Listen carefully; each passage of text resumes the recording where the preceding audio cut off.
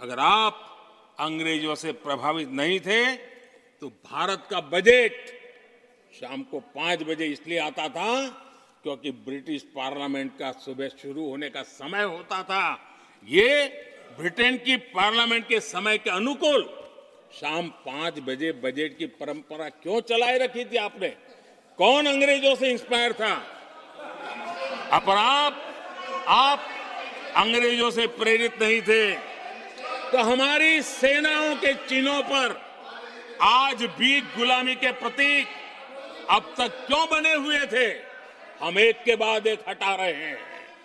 अगर आप अंग्रेजों से प्रेरित नहीं थे तो राजपथ को कर्तव्य पथ बनने के लिए मोदी का इंतजार क्यों करना पड़ा? आदरणीय सभापति जी, अगर आप अंग्रेजों से प्रभावित नहीं थे तो अंडमान और निकोबार इन द्वीप समूहों पर आज भी अंग्रेजी सत्ता के निशान क्यों लटके पड़े थे?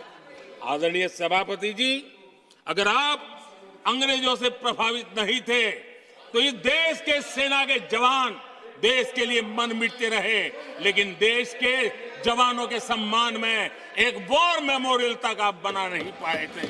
क्यों नहीं बनाया? अगर आप अंग्रेजों से इंस्पायर्ड नहीं थे, प्रभावित नहीं थे, तो भारतीय भाषाओं को हीन भावना से क्यों देखा? स्थानीय भाषा में पढ़ाई के प्रति आप लोगों की बेरुखी क्यों थी?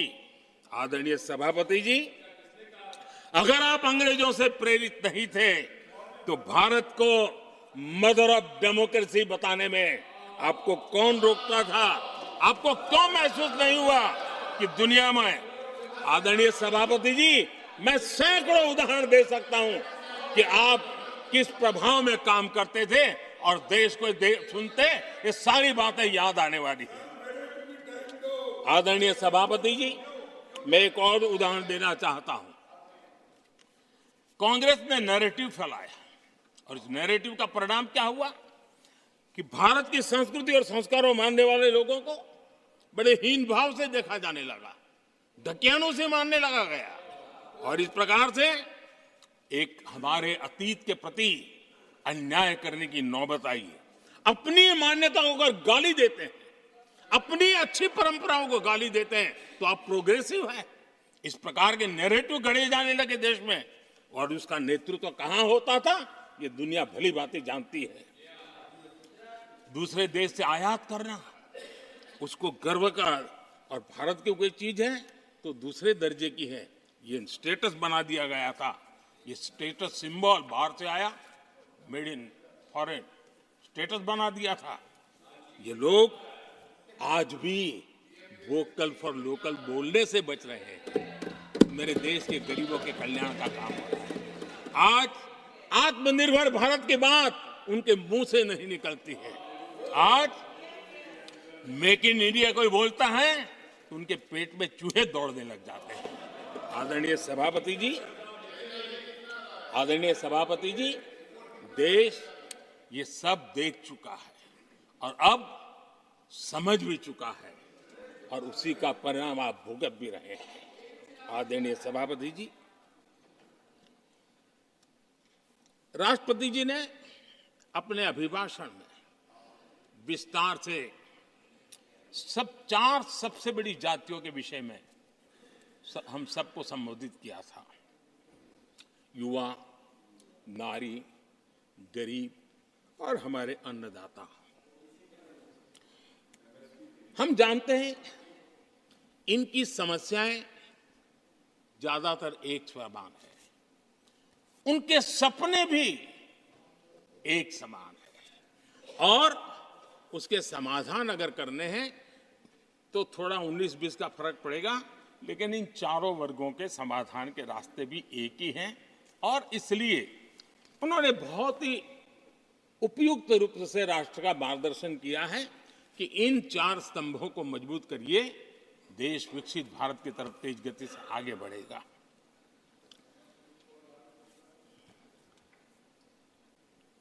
आदरणीय सभापति जी, अगर हम 21वीं सदी में हैं, हम विकसित भारत के सपने को इसी सदी में 2047 तक स्वीकार करना सिद्ध करना चाहते हैं, तो 20वीं सदी की सोच नहीं चल सकती। समझ 20वीं सदी का स्वार्थी एजेंडा, मैं और मेरा वाला जो खेल है ना, वो 21वीं सदी में देश को समृद्ध नहीं, विकसित भारत नहीं बना सकता है। कांग्रेस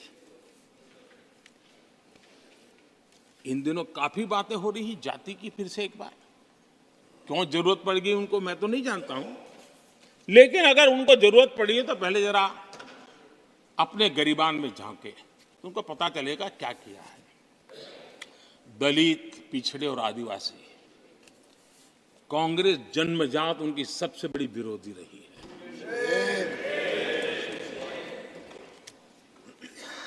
और मैं तो कभी कभी सोचता हूं, अगर बाबा साहब न होते ना, तो शायद कि एससी एसटी को आरक्षण मिलता कि नहीं मिलता, ये भी मेरे मन में सवाल उठता है।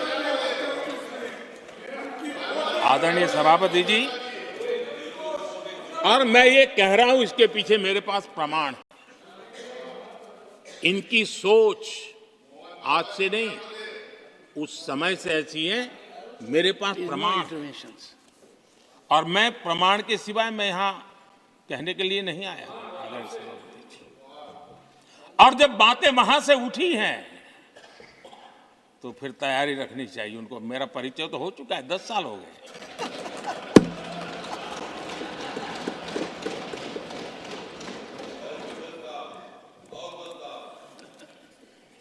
एक बार, और मैं आदरपूर्वक नेहरू जी को इन दिनों ज्यादा याद करता हूं, क्योंकि हमारे साथियों की अपेक्षा रहती है कि जरा उनको तो बोलो, कुछ तो बोल रहा थे।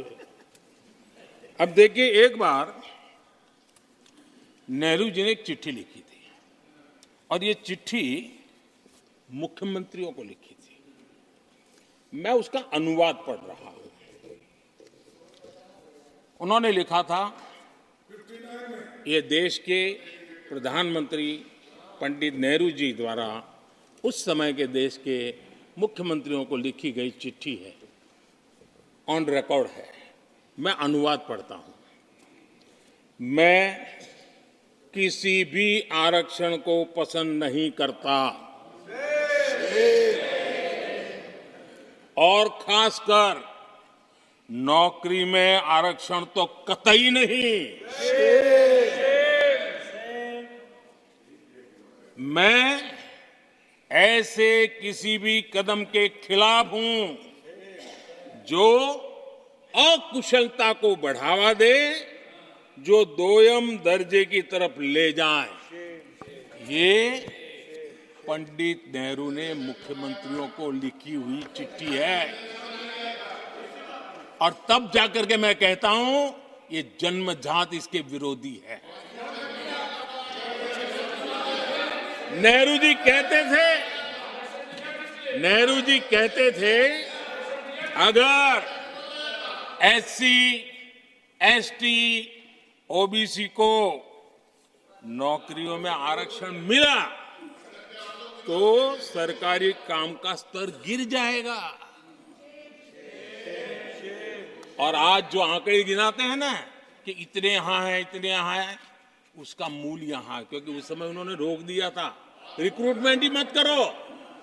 अगर उस समय सरकार में भर्ती हुई होती और वो प्रमोशन करते करते आगे बढ़ते तो आज यहां पर पहुंचते। सभापति जी, ये कोर्ट में पढ़ रहा हूं, आप वेरीफाई कर सकते हैं। मैं पंडित नेहरू का कोट पढ़ रहा हूं।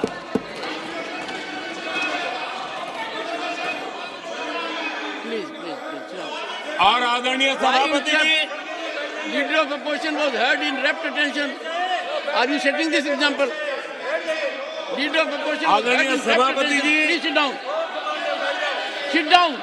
आप तो जानते हैं, नेहरू जी ने जो कहा वो कांग्रेस के लिए हमेशा से पत्थर की लकीर होता है।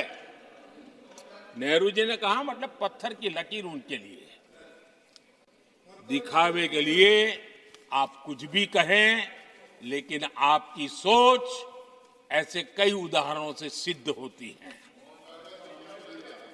मैं अनगिनत उदाहरण रख सकता हूं, लेकिन मैं एक उदाहरण जरूर देना चाहता हूं, और वह उदाहरण मैं जम्मू कश्मीर का देना चाहता हूं।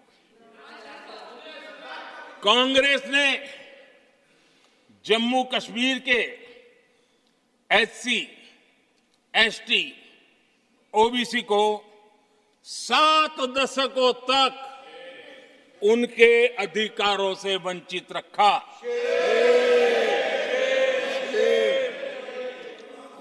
आर्टिकल 370 में हम कितनी जीतेंगे उसकी बात अभी नहीं कर रहा हूं। आर्टिकल 370 को निरस्त किया,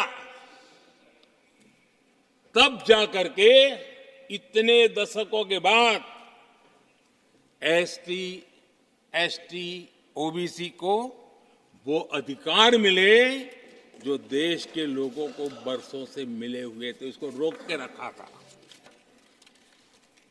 जम्मू कश्मीर में फॉरेस्ट राइट्स एक्ट उनको प्राप्त नहीं था। जम्मू कश्मीर में प्रिवेंशन ऑफ एट्रोसिटी एक्ट नहीं था। ये हमने 370 हटाकर ये अधिकार उनको दिए। हमारे एससी समुदाय में भी सबसे पीछे पीड़ित कोई रहा तो हमारा वाल्मीकि समाज रहा, लेकिन हमारे वाल्मीकि परिवारों को भी 7 दशक के बाद भी जम्मू कश्मीर में रहे लोगों की सेवा करते रहे, लेकिन डोमिसाइल का अधिकार नहीं दिया गया। ये है। और मैं आज देश को भी अवगत करना चाहता हूं कि स्थानीय निकायों में, लोकल सेल्फ गवर्नमेंट्स में ओबीसी के आरक्षण का विधेयक भी कल 6 फरवरी को लोकसभा में भी पारित हो।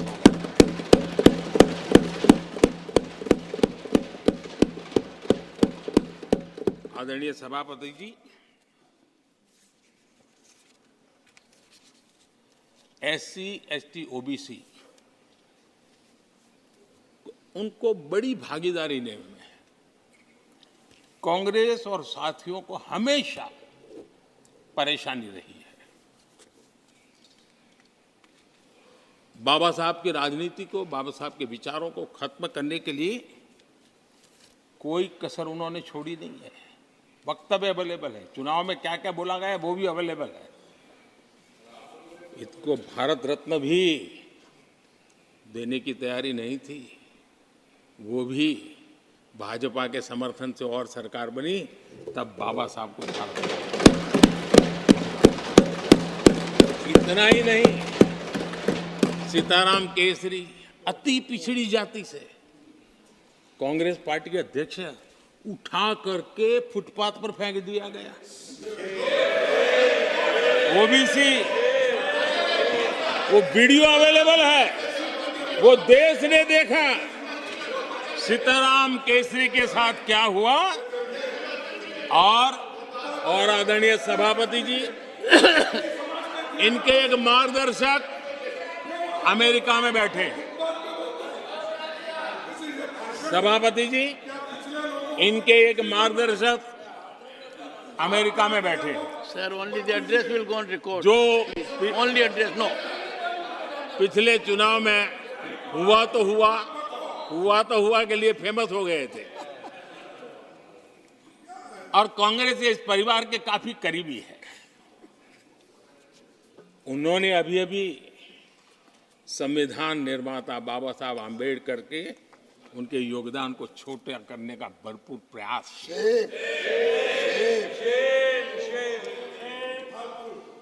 आदरणीय सभापति जी, देश में पहली बार एनडीए ने एक आदिवासी बेटी को राष्ट्रपति बनाने के लिए प्रस्ताव उनको उम्मीदवार बनाया। आपका हमसे वैचारिक विरोध हो वो एक बात है। अगर हमसे वैचारिक विरोध होता, आपने सामने कैंडिडेट खड़ा किया होता, मैं समझ सकता था, लेकिन वैचारिक विरोध नहीं था। क्यों? क्योंकि हमारे यहां से गया हुआ व्यक्ति आपने उम्मीदवार बनाया, इसलिए वैचारिक विरोध नहीं था। आपका विरोध एक आदिवासी बेटी के लिए था, और इसलिए आपने, और ये जब सांगमा जी चुनाव लड़ रहे, वो भी एक आदिवासी नॉर्थ ईस्ट के, उनके साथ भी यही किया गया था।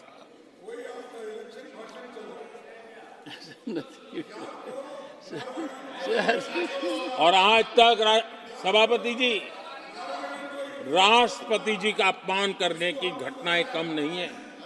पहली बार इस देश में हुआ है। उनके जिम्मेवार लोगों के मुंह से ऐसी ऐसी बातें निकली है, शर्म से माथा झुक जाए।